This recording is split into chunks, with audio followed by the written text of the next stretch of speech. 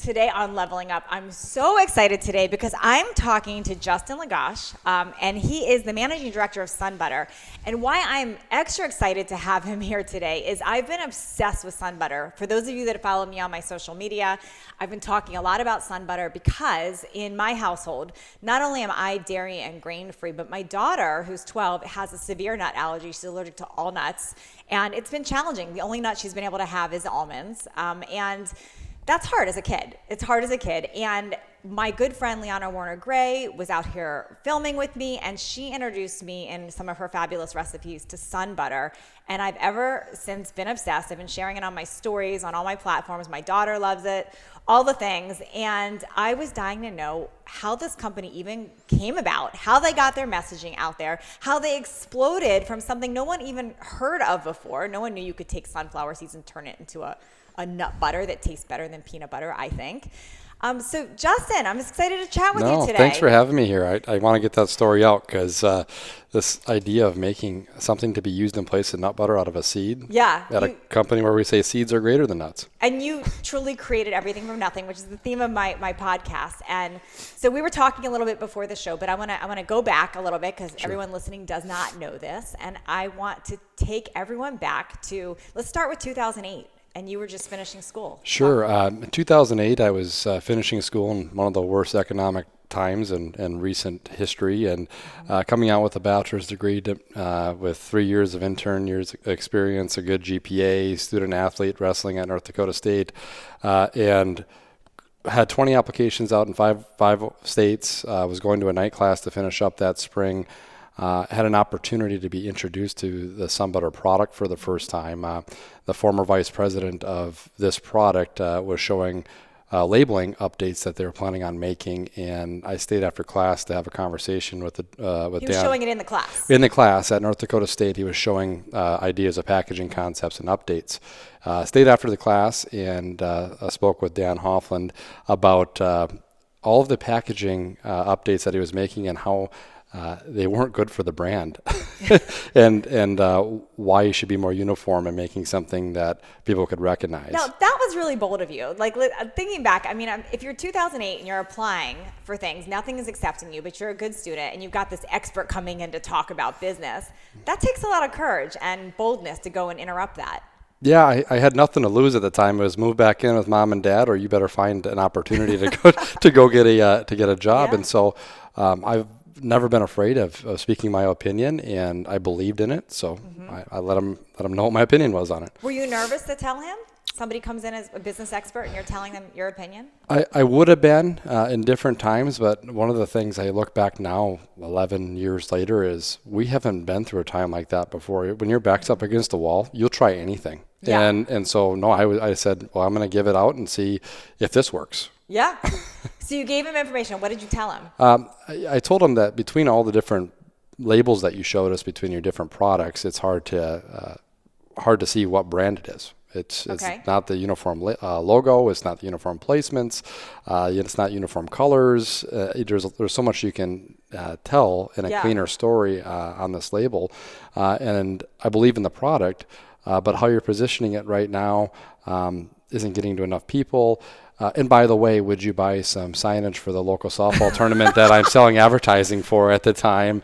Because that's going to help. Yeah. So you had a hidden agenda. You wanted to sell your signage advertising. The business card I gave him was for my internship for the Red River Valley Softball Association. That's funny. That's how he contacted me. And did he sponsor that?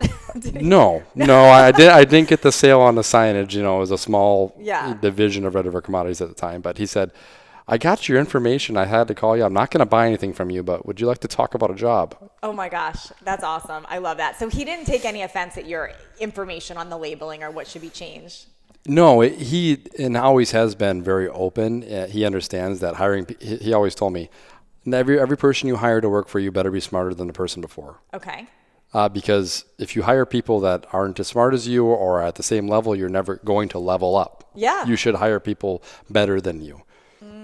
He goes, and deep in your career, you should be able to show up at 9 and leave at 3 and know that the company is getting stronger because you're doing that. Very smart. Love that. Love that.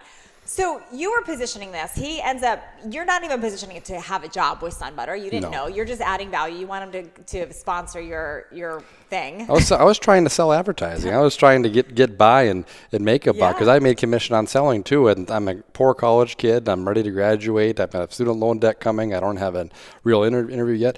No, I had no idea. It was no posted job. It was just, hey, by the way, that we think this guy could add value. Wow. So do they offer you a job right away? What happens? This was on a Tuesday night. Wednesday at 9 a.m. I got a phone call from Dan Hoffman. He said, I would like to talk to you about interviewing for a national sales position. I'm going, national sales position for this guy? I go, I don't know what that means. And he's like, well, don't worry. It's not that big of a thing yet, but can you come in for an interview? And I came in for an interview on Wednesday afternoon. I said, I can get in there after class today. Was a half hour late. Google Maps in 2008 did not find the industrial park that is Red River Commodities. None of that yet. No. We had the old maps. I come in sweating, wearing a suit and tie in a agricultural commodity type of an office where no one wears suit and ties, sweating profusely a half hour late going, well, this is a fun exercise, but there's no way I'm getting this job, and had a really good interview. And on Friday morning at 9 a.m. got a call, said, we'd like to make an offer to you. Oh, my gosh. And by the way, are you free on Saturday to be in Chicago selling this stuff? Wow. Now, did you know anything about sales? I know you were selling the advertising or stuff, but were you trained in sales? Was that? No. And I think they sensed a certain level of sales DNA, and they said, we don't have a formal training program. Yeah. We don't know if this brand is really going to make it yet or not. It's fairly new. So let's take a shot on you and see what you can do. We'll put you in front of people in Chicago. Wow. So what's crazy about this is it's like almost like they didn't even fully believe in their own vision yet. No, they said, this is not supposed to be a retail product. We're a processor, we're a co-packer, we're a manufacturer, we're a procurement company. We don't do finished consumer packaged goods, and we definitely don't do branding. And here we are going to Chicago on my third day on the job saying, we're going to go sell this brand. Okay, so I want to get into how you even figured out how to sell it, like how you went. But before I do that, let's back up for a minute. Sure. Like, tell me the SunButter story. Like, how did it even come about? So back in the late 90s and early 2000s, Red River Commodities, which is the owner of the registered SunButter trademark, is a big sunflower processor. And they exported a lot of their processed sunflower kernel overseas for use in bakeries. And development of sunflower crop in the Ukraine and other areas overseas became better and better. Government subsidies for growers, and so it got cheaper when you take the freight out of it. And so we had procured a lot of sunflower kernel, our sunflower crop, that we would take the shell off and make kernel out of, because that's what's inside the shell. And now we had no place to go with that. We had a crop that was too small and round, because what you get in a bag for in-shell is not what we use to make SunButter. And so what do you do with all this extra sunflower crop that you're no longer exporting because that market shrunk? And my former boss, Dan Hoffman, we went to the president at the time and said, I've got a niece with a peanut allergy. I've got this idea. How about we make kernel here, and then we roast it and grind it into sunflower butter, and we use that in place of peanut butter. And I'm going to go to the USDA. I'm going to try to sell it into the school systems and as an ingredient for other food manufacturers. But don't worry, I won't brand it. That's so funny. So it's almost like what was that about? What do you think the reason is that he didn't want to brand it, or he wasn't thinking bigger than that? Well, the core competencies of Red River Commodities were procurement, processing, agriculture, value added. But their core competency was never in putting in an end package or getting marketing behind a consumer packaged good. And so they understood the amount of investment in marketing dollars and personnel, et cetera, to go do that. And we were kind of, I like to say, the redheaded stepchild, because I got kind of red hair. Kind of, not really. Not really. It's like a strawberry blonde. Yeah, strawberry blonde. And so that wasn't the position of the company at the time. Yeah. I think things have changed a little bit today, definitely. It's amazing listening to that, because I think this is such a common thing. Like, somebody has an idea, they think it's a good idea, but they don't think it's good enough. Like, they don't have a big enough vision for it. But look, it just is such a simple thing, and somebody else sees a big vision for it, and look what happens. And a big kudos to Dan Hoffman for swimming upstream. Yeah. That's not a core competency of the company. No. You're bold enough to say, I'm going to try this, and if it doesn't work, I won't have a job. Yeah. And then take a shot on it and get something started and do something that was not a core competency of the company. And do you think the driving core there was because of the nut allergy that he was aware of, or what do you think was driving that? For sure. And his mindset of, I better do something with what we procured. Yeah. Because if you're long on positions, if you get into agriculturals and trading and you're not moving it, totally, it's on your book. I mean, it's not good for the company. So he's trying to think of ways to add value. So it almost started by accident. Was anybody else making sunflower seed butter? Was this something a thing? Not in the 2000s, but back in the mid 80s, and another North Dakota company actually, the owner of another national in-shell sunflower brand, had tried making sunflower butter and tried distributing it locally and even down in the Minneapolis market, and it didn't work. Must have been their branding. Yeah, they did use the SunButter brand. I have not seen what the packaging looked like then. Okay. But it was called SunButter. But it was called SunButter. So another fun fact is that we actually called that company that owned the brand and said, "We're going to do this. Can we use this brand that you own?" Mm-hmm. Yeah, it didn't work. You can have it. And they just signed it over like that. Wow, amazing. Have you heard from them since? We actually, Red River Commodities still is a small sunflower processing community, is very small, and so we do work for each other yet. We still work in our company. Like if they are over capacity on roasting in shell or vice versa, we'll help each other out. So we still know the company. And they could have asked for a royalty fee. Yeah, but again, they were past it. If we couldn't do it, I get that. I've been over things before. I totally get it. So, okay, what a fascinating story there. So take us back now to where I cut you off before. Like, how did you start selling it? Like, where did you even start? Like, because their branding was a mess at the time. It wasn't there. You saw the vision almost bigger than they did. How did you start? How did you get it off? So I started with listening, and their positioning was, we are going to be a solution for those that have peanut allergies and those that have nut allergies in whole. We're going to make lives more similar to those that can have the PB&Js of the world, and it's going to make their life easier. And so we're going to focus on that household, that family, and offer that niche solution to them. And I thought that is gold, because I can buy into that, the kindness, the adding value to that household, connecting with that consumer who's going to be very passionate and be your enthusiast about it. That will work. But now we just have 400 or 500 or a few hundred points of distribution, just because the governor of North Dakota came to your front lawn and held up a jar we weren't supposed to make that we hand labeled and said, "This is the future of North Dakota." Well, that got us into the Dakotas and Minneapolis market. Okay. Literally back of pickup is how we got there, until distributors finally called us back and said, "Oh, we'll take some." Wow. And that's about where I started. And so this is what I love about this, and I hope listeners are picking up on this. So many people get into business to make money. Like, that's their only agenda. I just want to make money. And they're like, where do I go to make money?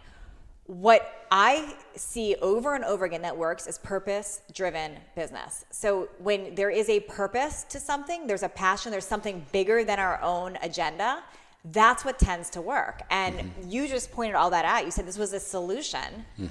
There was a huge purpose behind it. There's tons of kids now with nut allergies. The schools are dealing. It's become a crisis, really, the nut allergy thing. I don't remember this when I was a kid, and all of a sudden it's this huge thing.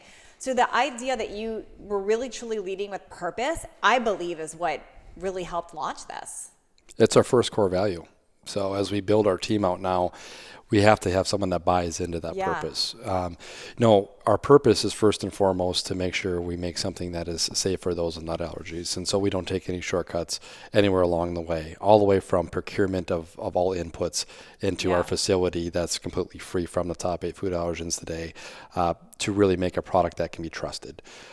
Next is, it has to taste good. Yeah. And what we're running into today is, once success has been built, people that are getting in to make money are getting in to make money, and you take shortcuts to make money, especially if you're starting with a white space in between you and you don't make as high quality products, they don't taste the same. And what we've created with our SunButter brand is it's really the Kleenex of the peanut free category.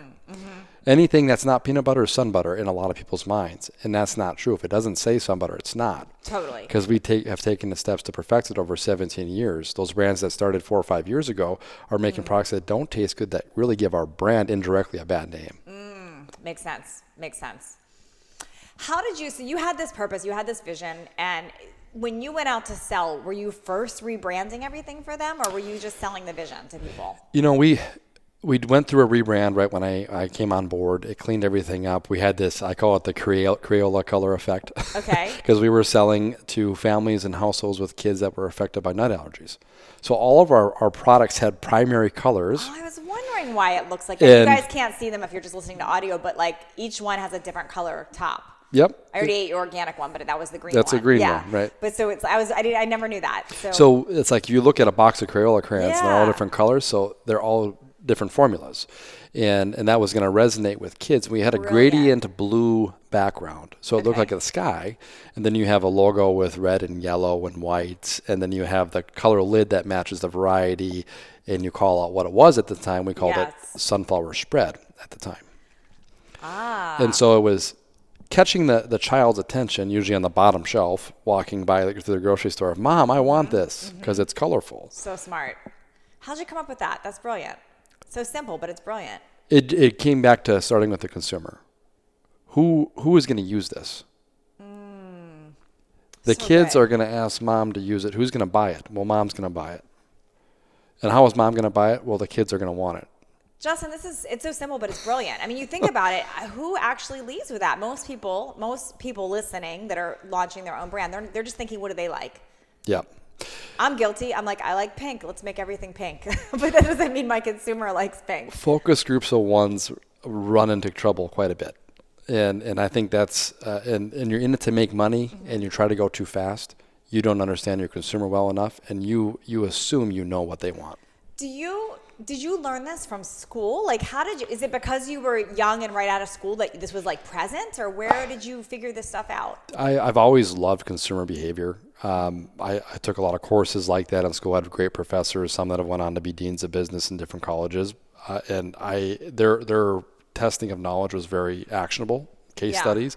But I really think just my passion for consumer insights, how the brain works, where people look, what's their why, because that's part of sales DNA too. Yes, for sure. You decide, how do you solve their problem? Yes, and I love that you're saying this, by the way, because I've done over 130 interviews on this podcast, and I will tell you, so many entrepreneurs never went to college. It's a common theme. They're like, they didn't, and I get it, they didn't. But you actually like took your college information and you applied it, and made it your own, and it worked. So those of you listening that have been poo-pooing college, look, this actually, if it wasn't for that, I don't know that you would have been in this spot. Absolutely not. Something like that. I needed to have a forum or an environment or a platform, whether it's a startup or whether it's the hard knocks of entrepreneurial business, or whether it's getting a job right out of high school and then taking your passion and applying yourself to it. You're going to get the same type of feedback, but I was given an opportunity there. College isn't for everyone, and it's become way overpriced and not economic for a lot of people today. But you can take your passion, you got to start there. What am I passionate about? I'm passionate about consumer behavior. I should probably be in sales and marketing. Yes. Yeah. I get it. And if you don't know what you're passionate about, you better find that before you get into a career. Totally. And I went to college too, and my degree was health and human performance, and with a heavy emphasis on therapy. And I'll tell you, I use all of that I learned. So I don't necessarily think college is a bad thing at all. Okay, so any ups and downs along the way? I want to hear about those, because I'm sure it wasn't all like a bed of roses or a bed of sunflowers. Lots of ups and downs, and there continue to be. Growth is explosive when we figured that out. Okay. And at the time, peanut allergies were doubling every third year by the Center Any idea why? I've got my own hypothesis on why. What is that? I'm curious. I think helicopter parenting, drone parenting, whatever you want to call it, in overuse of sterilization, sanitizing, people's immune systems, and air filtration systems, and the clean bubble type of child world. Yeah. It's an immune disorder. An anaphylactic reaction to penis is an immune disorder. Some of it is passed through, but it's a sensitivity to a reaction to a protein. And if your immune system is regularly exposed to, like I said, I wiped my hands off on my jeans and ate a sandwich growing up. I got antibodies against a lot of stuff that today's children don't. And so my immune system has been exposed to some of those things. Yeah, that's interesting. I've always wondered why my daughter, because her dad and I both were like huge peanut eaters, you know, and I'm like, how is my daughter allergic to nuts? But what you just said triggered something, because I was going through a divorce when I was pregnant with her. I wonder if that stress created that immune response. That's interesting. And that is, a lot of autoimmune are caused by stress. I mean, they are. And so probably in womb, they could be too. Interesting. Wow. Penelope, if you're listening, I'm sorry. I hope I didn't screw you up. Well, you don't. You got SunButter now, so yeah, we have you're not missing anything. We're all good. It's all good. Don't worry about it. So, so that's interesting. So this was just coming about. What were some setbacks that you had building this? Because I'm imagining that not everyone opened you with welcome arms and said, "Let's do this." Take us through that. Because what we were doing, we weren't supposed to do to begin with, but then it was okay because consumers were buying more of it. We were getting more presence in the grocery channels and distributors. We were growing the business. Okay. High percentage growth. We're doing something right, or we're just really lucky. And for a lot of years, you guys just must be really lucky, right? How is this happening? And so we were able to run a good business. But then going to ask for marketing dollars, that was like a foreign language. How do I get this message out here? And I got to spend money to get this out here in 2008, 9, 10. And so they said, well, here's a little bit of money. Because they wanted you to sell first to bring in more so you can then spend marketing. Right. Yeah. Build it and then they will come type of deal. Well, chicken or egg type of mentality. Totally. And there was no social media then, so. But I bless, it's. Well, there was social media. It was just starting though. It was just starting. Much relevance. I set up our Amazon store 30 days into my job. Wow. So we were at 0 on Amazon in 2008, and now it's a top 5 customer. That's incredible. That's one of those things of making it available, because I know there's going to be gatekeepers and distribution, right? And now, going into building out our e-com in 2020 here to do that. But the downs were, we didn't have a whole lot of money to support explosive growth because it was not well understood. We were something different than the rest of the company. So we literally got what they were okay with losing. You go to the casino and you say, I'm going to bring what I'm willing to lose. That's the type of funding that we got to spend on marketing, because marketing was this thing that no one really widely understood.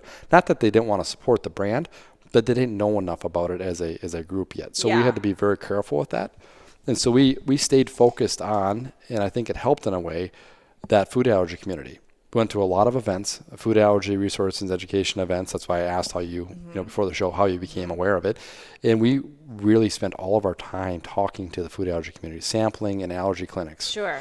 Going to American Academy of Asthma and Immunology conferences. That's a mouthful. Quad AI, but we were meeting with allergists and saying, hey, we've got this thing and this might be recommended that way.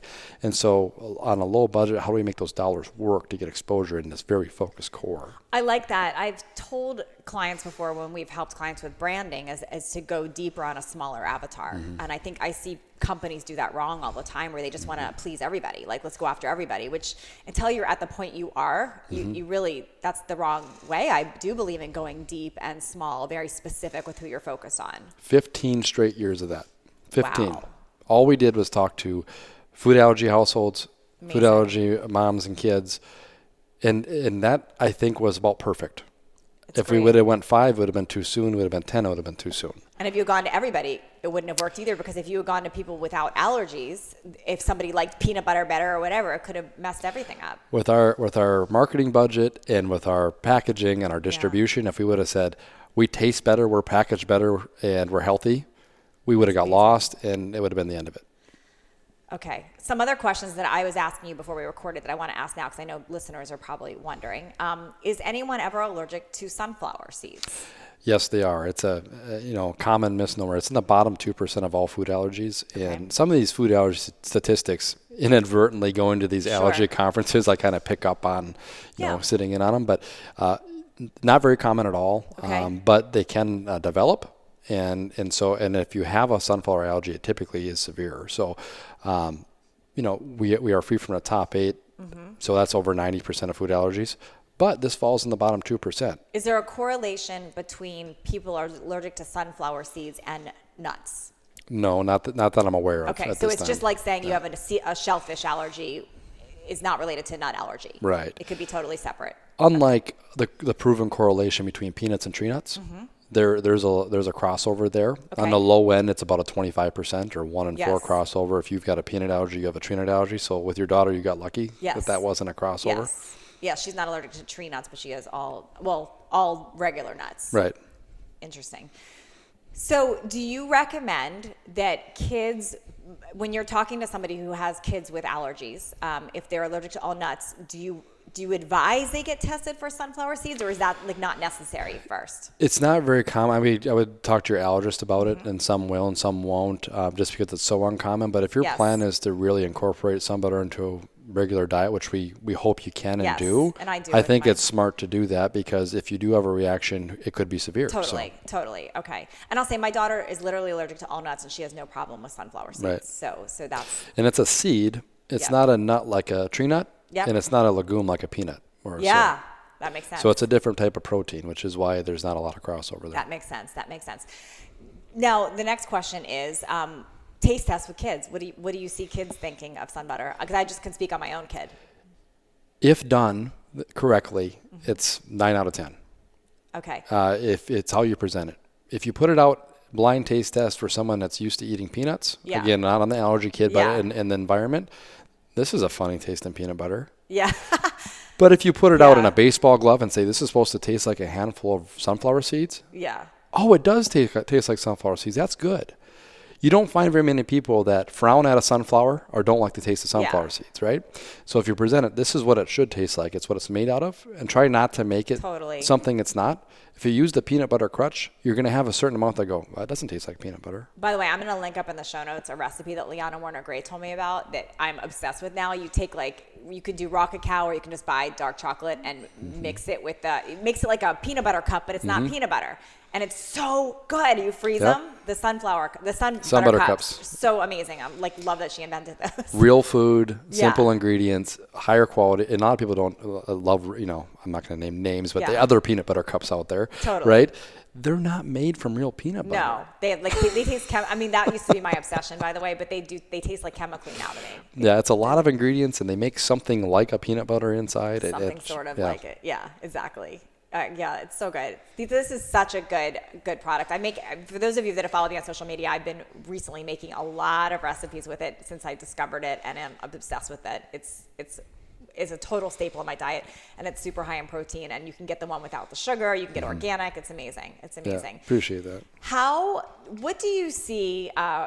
Take us now to it's in stores everywhere. It's on Amazon. It's huge. You said it's in the top 5 of Amazon? Well, it's top 5 for our retail customers of ours. And so we do about half of our business now direct with grocery retailers, and about half through distribution, where they have to pull it from a warehouse. Tell me about that part. How did you get it into those big stores? Well, I'm 33 as we're recording this podcast now, and I am under 200,000 miles from $1 million in the air. And I started at 22. So, and that was my first job, was grow this retail business. I've had a lot of help with some very great people that are now working the retail brand. I've got a fantastic director of retail sales now, and a fantastic regional out west, and we're hiring for a regional out east right now that are helping do that legwork, that important legwork of getting in front of grocery stores and pitching the product, the story, the brand, and where they can get it through distribution and growing that. But getting there was a lot of hard work. It didn't happen in 1 year, 2 years, 3 years. I hope everyone really takes that in. And it was you personally sharing the story and getting out there and understanding and serving a purpose. I like to say hopefully there's a board game with categories, and one of them is as grocery store chains, because we go to a store like last night. Our marketing guy Wyatt was out here with me, and we were driving around like, well, we can go to Ralph's, Vaughn's, Pavilions, Stater Brothers, and he's like, how do you know all these grocery stores? I go, I've been to their headquarters, all of them. And so it's a lot of hard work. There's no easy way around that in the food business. What I love too is that it's still, you never lost the family feel because of that. I mean, this is a huge company, but it still feels very family and small because of that. Yeah, it starts with passion. Everyone doesn't come to work just to collect a paycheck. We try to keep it from interview process all the way through. If you're going to come to work for us, you have to believe in our purpose. You have to want to help families, Yep. whether it be with allergy and now with health needs and looking for healthier products. And you have to believe in the food and the product. If you don't believe in all those things and you don't come to work saying, I hope I get a call or a letter today from someone that I helped, then it's the wrong company to work for. So awesome. I love that. I love passion-driven, purpose-driven companies. It's amazing. It makes such a big difference. What do you see the future with SunButter? Do you think you'll expand into other products? What do you see? Oh, I've got, we talked a little bit, and I get so excited about the future. There's a lot of companies that are doing something similar. The health movement right now is fantastic, and so there's going to be partners and collaborations. We're doing a lot of them socially right now, and you know of that. But as we partner up with companies that are really good at making chocolates, or they're really good at making sandwiches, they're really good at making other ingredients or other products in different categories, there's going to be an opportunity for us to expand. I see a facility with more packaging into different categories. I see collaboration with other companies that can really expand distribution of the brand and awareness. We're still in a general awareness. You're 17. Yes. There are still people in the health food market that have never heard of us. Yeah, it's true. A lot. So as we drive that awareness, we are going to stay to our core, stay focused. We make sunflower butter, and we believe we make the best sunflower butter in the world. You do. And we're going to make sure we do that before we do anything else that we overextend ourselves on. If we're not the best at making a bar or a chocolate, we're not going to make a bar or a chocolate. Could we find someone with the same purpose and core as we do that we trust to help make a bar or a chocolate or something else like that? Yeah, I think we can. Wow. But we want to make sure we do what we've done for 17 years well without sacrificing as we grow as a company. And we do need to expand. Yeah. But we've got so much room to grow with just awareness of our base product right now. I don't want to overextend ourselves. Here we are, 17 years in. We don't have bars, chocolates, mixes. You stayed focused. You stayed focused on your core message, your core product, and who you were serving. Yeah. Which brings me to my next question. So normally on my podcast, I ask this one specific question, but I'm going to flip it a little bit. I usually ask people to share if somebody's in a rough spot, what they like, if they are in their own personal rock bottom, what they would do to start shifting and creating everything from nothing. But I'm going to tweak that a little bit. If a business or a brand right now is listening and they've got a really good idea, a really good product, and it's just not working, and you were going to give them some advice on what they need to be focused on to create everything from nothing and get their brand to take off, since that's what you are a master of, what would you tell them? Stop and ask yourself one question. Okay. You said if they got a really good product, they're trying to. So they have a good idea, just like SunButter was a good idea. They've got a good idea, and they don't know how to get it off. What's the fine good idea? Start and say. It solves a problem that's a real problem for people. Like yours solved a real problem. So number one, is that a real problem for most people? Is that their why? Okay. Do you know who that's a problem for? And do you know why they would be interested in your idea? Okay.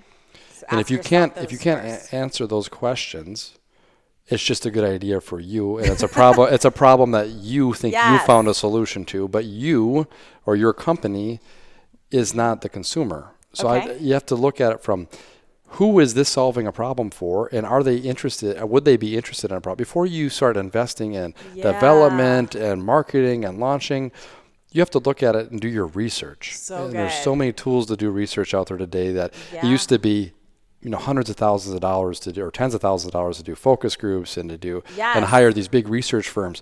We found some different tools out there that utilize all that same data. And with AI technology today, you can do really affordable consumer insight research and find people's why. If you think you know it, you might hear back, oh, that would not have worked. Yeah, you can even just do a poll on social media and ask who. So you guys, he just saved you like hundreds of thousands of dollars right there with those 3 questions. Yep. That's brilliant, because you could pay a branding consultant to take you through that, and it would be lots of money. So with the money he saved you, go buy some SunButter and support the company. Every jar, every jar, it helps us, and so we appreciate Yeah. that. And again, we want to make a good tasting product for you and your family, one you can trust, and we believe in it, and all the people believe in it. I do have one more question because it might be a detailed question because I'm so curious about this. I didn't know any of this. I was a fan of almonds before, almond butter, because that's the one that my daughter could have. What I've learned through SunButter and talking to Justin, and can you touch on it because I don't want to mess up the stats Sure. here, about water and the environment and what's happening with almonds versus sunflower? Just in general, if you look at freshwater resources and what's required to grow the crops, an almond tree is much different than a sunflower plant. Sunflowers are very resilient crops, most recognizable for their flowers during bloom, but their root system can go up to 40 feet deep to grab moisture out of the soil to grow. So they require little to no irrigation, freshwater resources to grow the crop, while almond trees require a lot of irrigation. We did a little look back in 2016, 2017 from the California Almond Board reported gallons of freshwater irrigation used for crop output, and then the USDA report of almond output in the state of California. And did a little division, and you get down to the point, if you get down to pounds and ounces and down to an almond, 23 almonds to an ounce, you can take 1.1 gallons of freshwater irrigation to produce one almond. That's amazing. And there's 23 almonds in every ounce of almond butter. And then you can imagine a 12-ounce jar, how many gallons of water it takes to do that. So, again, water, it rains, aquifers get replenished, but it's a lot of water, and it's growing at a rate that, I laugh now when I get the, please reuse your towel all week, but yet 80% of the 80% of the water consumption comes from agriculture, and the number one use of water in agriculture is almonds. That's amazing. Thanks for sharing that. Yeah. Okay, so I was going to say, where can people find it? You can find SunButter anywhere. I mean, Amazon, it's in all the grocery stores now. Yep, we're in Walmart, Target, Kroger, Sprouts, depending on what part of the country you are. We've got, if you go to sunbutter.com/buy, we have a store locator that is updated every 10 days with register sales. So can it's they buy very from your accurate. website too? We're going to say January 2020. You'll be able to buy full cases from our website. We are still building out, not individual jars, but full cases to make that available. But I found it. I've seen it in stores everywhere, and you can also get it on Amazon. And if you can't find the variety that you like or the one without the sugar on, ask for it. Okay. They can get the store manager can order it from the same spot they have the other ones on the shelf. As you see, I'm missing the green top one because I eat the organic one and I eat it fast. It's gone. So it's gone as soon as I buy it. Yeah, we'll get some more. More out there. So this was super helpful. This is awesome. Where can people find you personally? Are you on social media? Yeah, I'm on social media. My LinkedIn is I'm very active on that daily, and then I engage with the brand. What's your name on social? Does it go off of your name on social? Yeah, I'm Justin LaGosh. Justin LaGosh at Justin LaGosh is my Instagram handle, and at SunButter is our brand handle on all the platforms. And they've got a great Instagram page too, where they share tons of good recipes. You also follow their Instagram page. Lots of yummy recipes, great meal ideas and snack ideas there. Yep. Thank you so much. Thanks for having me. Yeah.